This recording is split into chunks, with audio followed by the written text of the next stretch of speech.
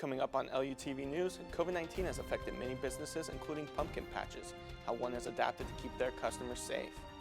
Plus, a brand new lounge has opened up with a bit of a twist in historic St. Charles, how they are shaking things up on Main Street. And the Lindenwood men's basketball season is on, learn how they prepared for an unusual season. Those stories ahead and more on LUTV News.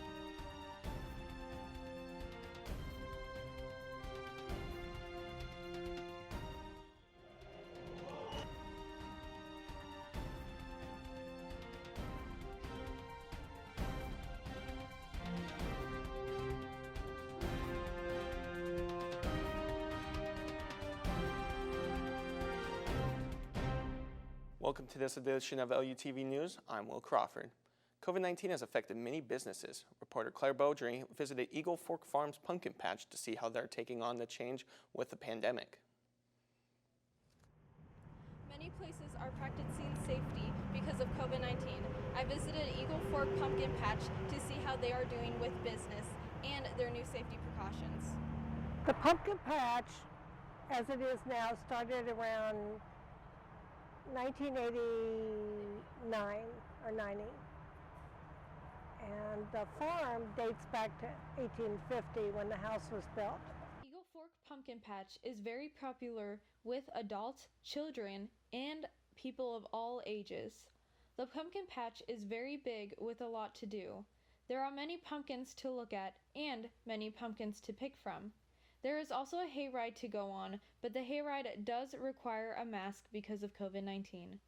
You can feed the animals there and visit animals such as goats and chickens. You can also buy food there off of a menu when you walk into the pumpkin patch. Kids also have areas to play at the pumpkin patch, and you can even go into the corn maze. This year we moved some of the activities so they were spaced out a little bit more. We had a slide and a play area that usually had a lot of people combined around it in addition to the different ticket booths. So we moved that farther out into an open area, and so it opened up a lot of our congested-ness and just a lot of focusing on lines so that people aren't standing quite so close together. We have spoons this year for the kids to feed the animals, and so we sanitize those and wash them. And the biggest change really that the people notice is that we require a mask on the hayride. At the pumpkin patch you can do many things, such as play games such as basketball, looking at decorations, and letting your kids have a great time. For LUTV News, I'm Claire Beaudry. For more information on Eagle Fork Farms, visit their website at eagleforkfarms.com. With COVID-19 restricting gatherings around campus, Lindenwood recently moved to Spirit Week to an all-virtual format. Reporter Billy Woods has the story.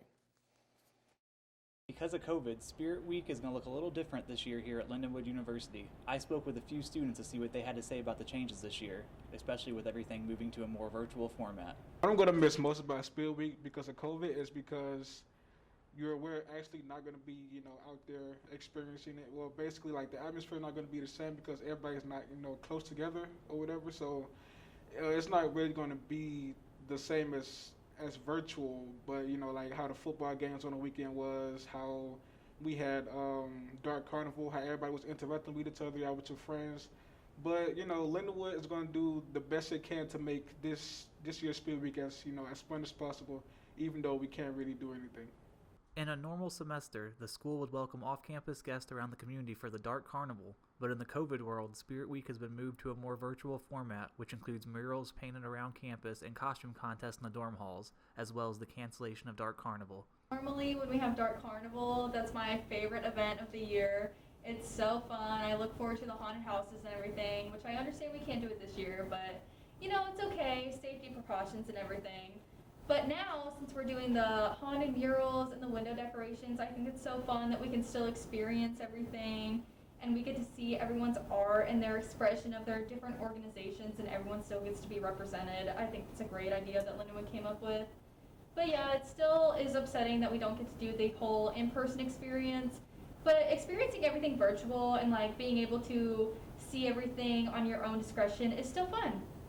For LUTV News, I'm Billy Woods. For more information on Spirit Week festivities, visit Lindenwood Residential Life or Involve You page on Lindenwood University's website. Straight ahead on LUTV News, a lounge opens up on Main Street, St. Charles, and it's bringing a unique twist to nightlife in the area.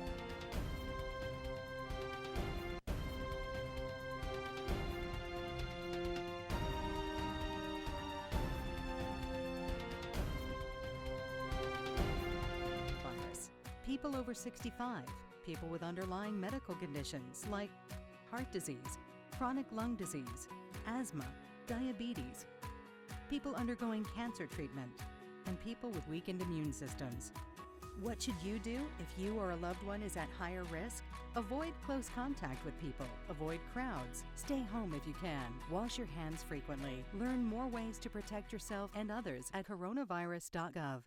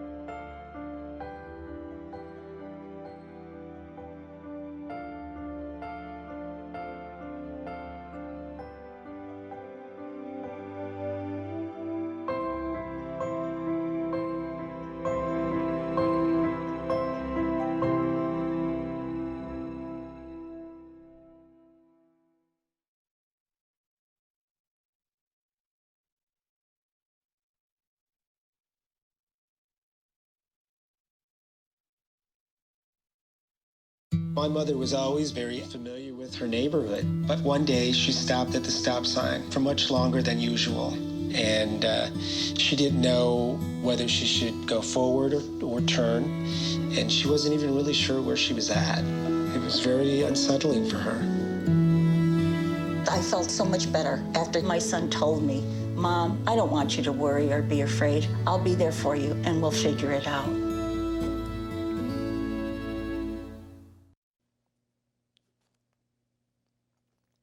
Completely Sober 40s themed lounge has recently opened up down on Main Street. From themed mocktails to their themed decor, this place stands out from the rest. Reporter Haley Reeves tells us what's on the menu. Right here on Main Street, St. Charles, Missouri, two women have opened up a 40s themed mocktail lounge. This place is completely non-alcoholic, and with its 40s themed mocktails and decor, it is sure to stand out from the rest of the bars here on Main Street. So the Mocktail Lounge is a passion project with me and my business partner Jessica Linner, and we are both in recovery, and we didn't have a place to go for fun, and so we decided to make one. and so it kind of grew from an idea to this in a matter of like 3 months. What was once Funky's Bar and Grill and the Red Room is now a completely sober mocktail lounge. It's getting me out of the house. It's getting me to do something that's exciting and fun and new and meet new people and just enjoy the day.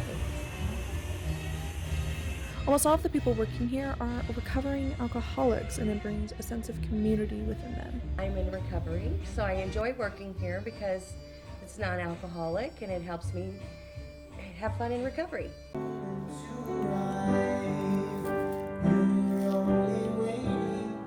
Every Friday and Saturday they have live music, and every Tuesday they have open mic night.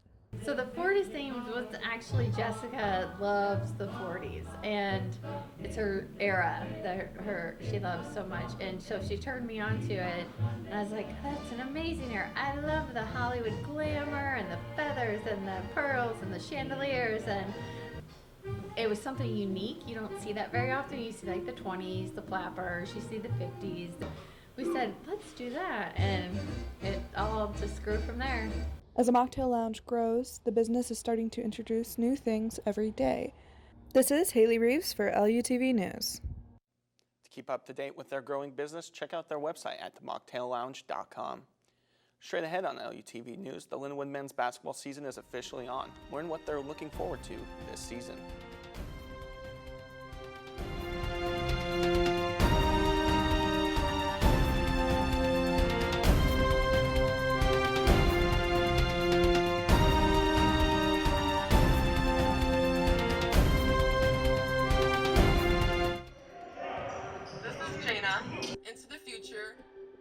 remember back when I was in 7th grade, anything that I would do, she would make fun of me, she would laugh at me, she would talk to her friends and whisper. I grew up to be more independent and love myself and just be a little bit more confident. Aw, I'm like a little tearing up right now.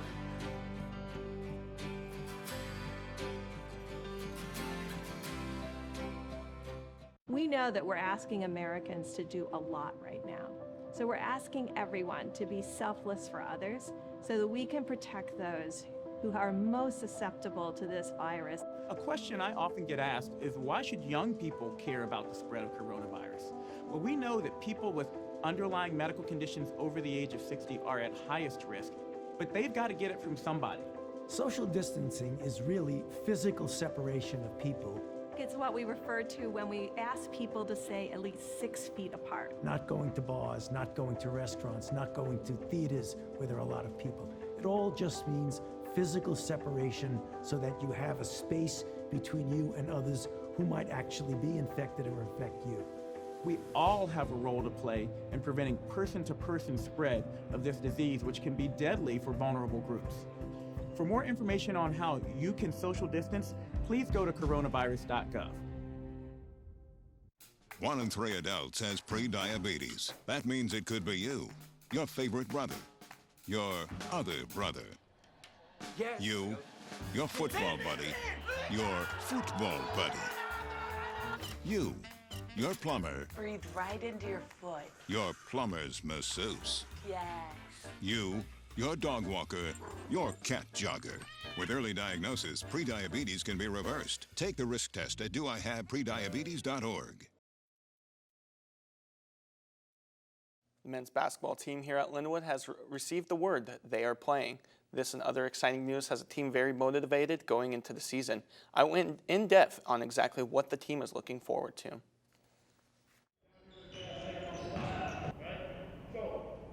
The men's basketball team got word earlier this month that their season would actually be played. The season will still feature 22 games and tough matchups. I think it's just going to be a challenge. Obviously, like I said, we think it's the best conference in the country, basketball-wise. So you're going to have 22 games. That's you know how tough it's going to be. Other news that helped motivate the team was the National Collegiate Athletics Association announced every player would get 1 extra year of eligibility, meaning if COVID cuts some seasons short, players can still come back next year to play. So, that was big, man. Definitely for me, being a senior, I could play 4 games and then not being able to determine, what can happen after that. So, having an extra year eligibility and being able to compete, once again, that's actually an honor and a blessing. Happy and excited are 2 main words that are being used in the Lindenwood men's basketball locker room, and they are both for that in this upcoming season. Happy. I keep saying I'm happy, but just that, having with this pandemic going on, it's just an honor again to be able to play one more time as a senior and just being here all 4 years, making my 4th year. Hopefully I can make it memorable.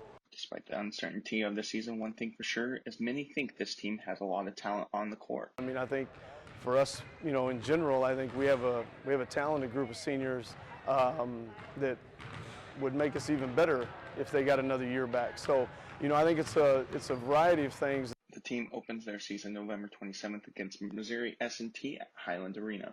For LUTV News, I'm Will Crawford. For more information on the upcoming season, visit lindenwoodlions.com. That's it for this edition of LUTV News. I'm Will Crawford. Thanks for joining us.